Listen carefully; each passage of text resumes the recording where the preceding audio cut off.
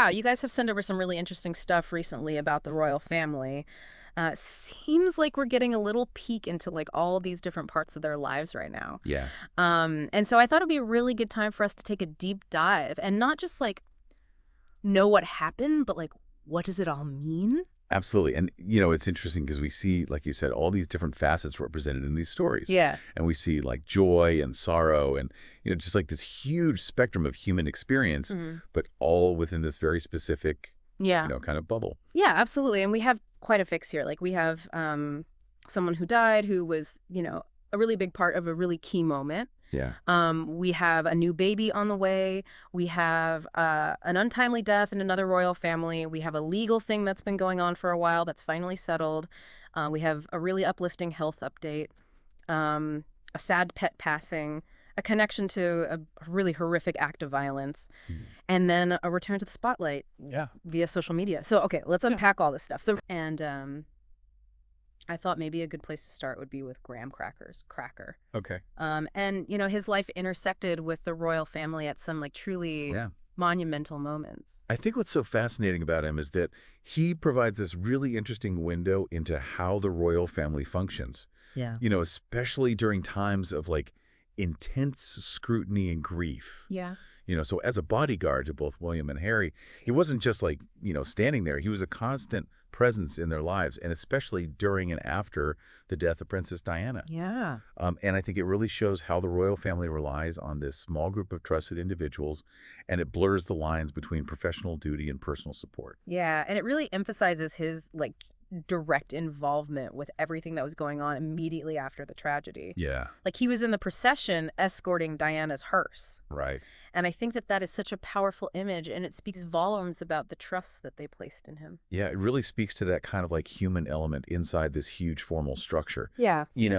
It's not just a ceremonial role. Like Right. these people obviously develop deep personal bonds because of what they go through together. And, even in Harry's memoir, Spare, he mentions him, the nickname Crackers. Right. And he talks about how, like, funny it was that they all called him Crackers. And then he talks about how he had to clear flowers that had been thrown on the hearse windscreen. Yeah. And, it's just these, like, little details, but it makes him feel very real. Yeah, absolutely. And I think it shows that even during this period of, such public grief. Yeah.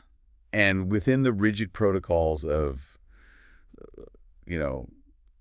public grief. Yeah. And within the rigid protocols of, royal life, there are these moments of shared humanity that come out. And I think it's really interesting, too, that Cracker himself remembers that William acknowledged him during that drive to Althorpe. Yeah. Which suggests this deep level of comfort and understanding between them. Yeah. And his commitment was substantial, like 15 years of service to the royal family. Yeah, that's a long act. After a career with the Metropolitan Police, like that's a huge chunk of his life that he dedicated to them. Absolutely. And he was also with both William and Harry at Balmoral when they found out about their mom. And he says that his policeman's instinct kicked in. And I think that just speaks to like his professionalism and his dedication, even in that moment. Yeah, absolutely. And it seems like that dedication extended, beyond his time with the Royals. Yeah. The tribute from the Southern Maltese Art Center paints this really lovely picture of him as like a volunteer and a community member. Yeah. He had keys to the place. He was always willing to help out. Yeah. People found him very warm, and they compared him to James Bond. Yeah, which I think speaks volumes. It does, and it shows you that this guy, even after retiring from this high-profile role, he was still contributing, in a positive way. Yeah. Okay, so let's move on to some much happier news now. Okay. We have news that the Duke and Duchess of Westminster are expecting. So Hugh and Olivia Grosvenor. Okay. And this is their first child. Oh, that's lovely. And, I think it just shows that amidst all this other stuff, life goes on, Right, exactly. And I think it's interesting, too, because Hugh Grosvenor is King Charles's godson. Yeah. So there's like this natural connection there with the royal family. Yeah. And I think these kinds of announcements really help to maintain public goodwill towards these families. Oh, yeah. And it was a very straightforward announcement. They said that they're delighted and they're expecting the baby in the summer. Oh, wow. How exciting. Yeah, nice. It's nice to have a good news story in here. Yeah. Okay, so let's go to some more somber news now. Yeah. Prince Frederick of Luxembourg passed away. Oh. He was the son of Prince Robert and Princess Julie. And he was only 22. Oh, that's so young. Yeah, that's very sad. And the source says that he had been battling Pulgi mitochondrial disease. Oh, wow. And that's a rare genetic condition that affects the mitochondria, which is like the powerhouses of the cells. Right. And it leads to a whole bunch of different debilitating symptoms. And his dad's statement is really moving. He called Frederick his superhero, and he talked about how inspiring he was through his work with the Pulv Foundation. And I think, it really speaks to the kind of person he was and the impact he had. Absolutely. I mean, it really shows, how resilient some people are. Yeah. Even when faced with these huge health challenges. Yeah. And, they established the Pulv Foundation to raise awareness and support research into the condition. Yeah. And so I think, he leaves behind a really powerful legacy. Yeah. Okay. So, shifting back to the British royal family. Okay. We have some news about Prince Harry. He finally reached a settlement in his lawsuit. Oh, right. Against News Group newspapers. Okay. This has been going on for a long time, right? Yeah, it's been years, actually. Yeah. He filed the suit in 2019, and it was about, alleged unlawful information gathering by people working for The Sun and the News of the World. So this settlement, is a really big moment in his battle with the media.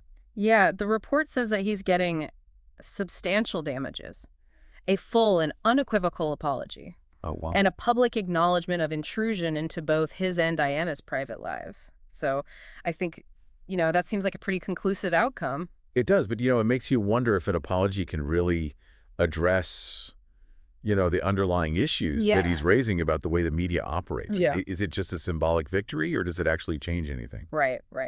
Okay, so moving on to a much brighter note, we have news about the Princess of Wales. Kate Middleton is in remission after completing her cancer treatments. That's wonderful. Yeah, and she actually shared this news in a message back in January. And she said that it was a relief, but that she is still adjusting to a new normal. Right. And, that resonates with a lot of people who have been through something similar. And then she said she's looking forward to a fulfilling year ahead, which is just so positive. It is, and I think her acknowledging that it takes time to adjust is really important because it reminds us that recovery is a journey. Right. Okay. We also had some news about Meghan Markle. Oh, okay. She sadly lost her rescue beagle guy.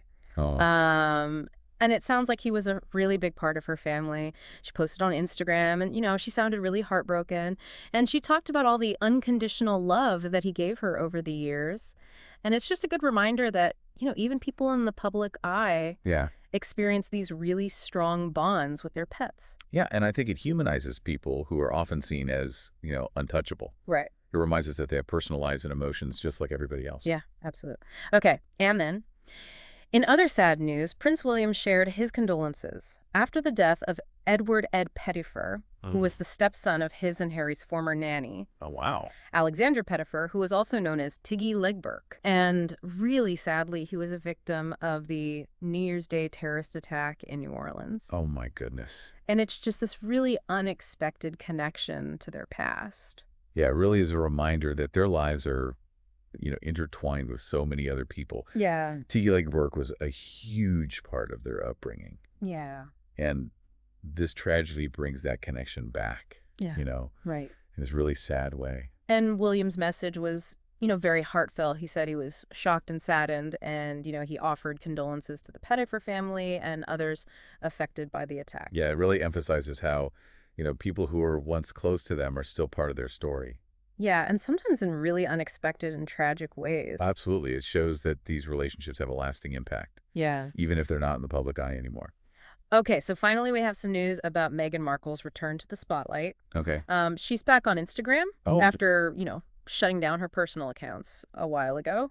And she announced a new Netflix series called With Love, Meghan. And so, this could be a real shift in how she's engaging publicly. Yeah, it seems like she might be taking a different approach to her public image. And they're calling it a, reimagining the genre of lifestyle programming. Oh, interesting. They're going to have like practical how-tos and candid conversations. And so I think it will be interesting to see what that looks like. It will be. I mean, it could be a way for her to connect with a broader audience. Yeah. And share her perspective more directly. Yeah. And in her own words. Right. Okay, so wow, this has been a lot. It has. But looking back at all of this, it really paints a picture of like a period Yeah. of just huge human experiences, Yeah. within the royal family. And it's not just the royal family, it's like the people who are connected to them. Right.